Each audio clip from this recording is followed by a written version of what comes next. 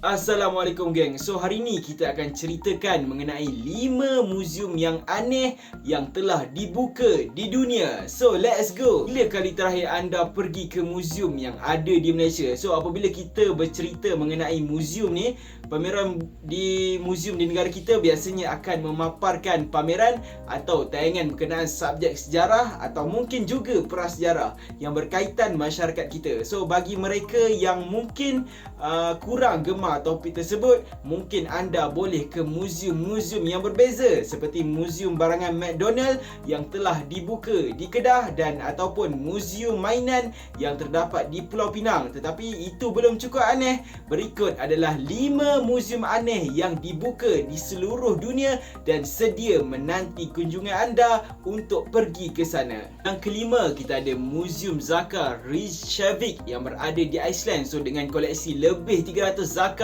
daripada pelbagai spesimen makhluk. So muzium ini merupakan muzium pertama di dunia yang memfokuskan pameran mereka hanya kepada satu subjek saja, iaitu organ zakar. So pengasas muzium ini menjadikan matlamat hidup beliau untuk mengumpul dan mempamerkan organ zakar ke semua makhluk hidup dari jenis mamalia. So sebagai fokus utama beliau. So sekiranya anda pernah tertanya-tanya bagaimanakah rupa batang zakar lembu, kuda, kambing dan mungkin juga ikan paus, selama ini anda berkemungkinan besar akan menemui jawapannya di muzium ini. So selain zakar, testikel juga menjadi antara koleksi pameran utama. So kesemua organ yang dipaparkan dalam dua cara, sama ada direndam dalam larutan yang melindungi keadaannya ataupun dikeringkan dan digantung di dinding untuk kita lihat benda tu. So pada tahun 2011, muzium ini baru berjaya menerima sumbangan zakar lelaki pertama, tetapi dilaporkan pihak pengenali muzium kurang berpuas hati dengan kualiti zakarnya. Mereka masih mengharapkan spesimen zakar lelaki bersaiz lebih besar dapat diperolehi kepada mereka. So yang keempat, kita ada Muzium Anatomi Kesihatan di Philadelphia, Amerika Syarikat.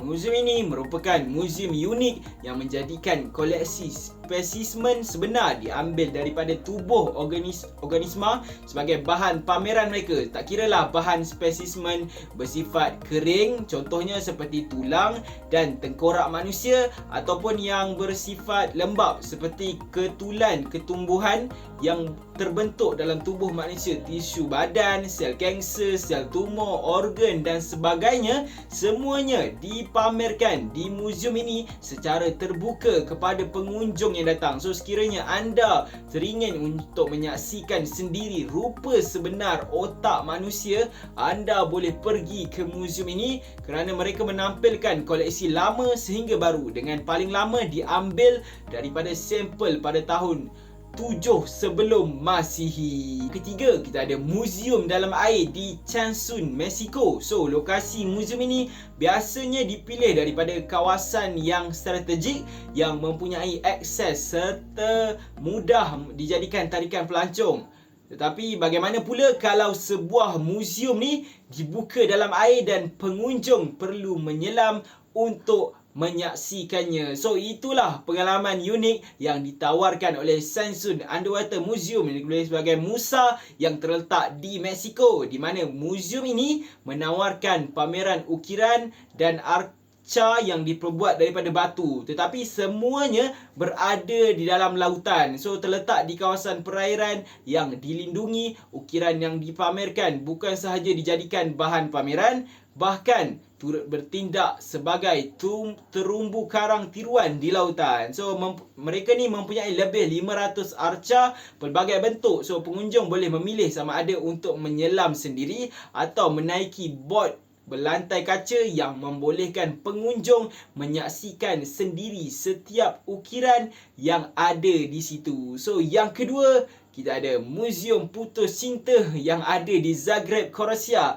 So berstatus sebuah muzium persendirian, setiap pengunjung yang hadir akan dikenakan bayaran sebanyak RM28 untuk mendapatkan tiket masuk. So bagi menyaksikan sendiri pameran artifak yang membawa satu tema iaitu putus cinta. So dimulakan dengan hasil kerjasama dua orang individu seni yang memilih untuk membawa haluan sendiri.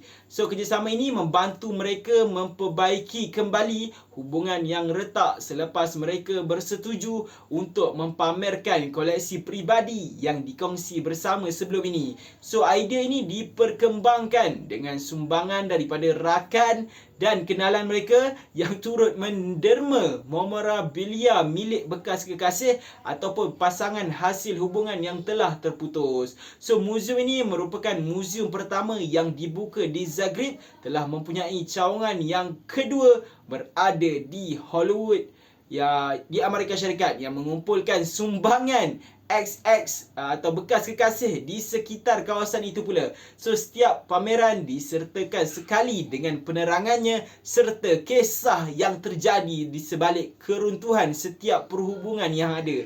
So dia siap tulis detail lagi kenapa dia putus dan sebagainya. So yang pertama, kita ada Muzium Seni Buruk di Massachusetts, Amerika Syarikat. So muzium ni biasanya akan memaparkan karya seni lukisan yang dianggap legenda lah sebagai daya tarikan utama. Tetapi bagi muzium ini, Museum of Bad Art atau dikenali sebagai MOBA, mereka lebih gemar mempamerkan karya bersifat sebaliknya.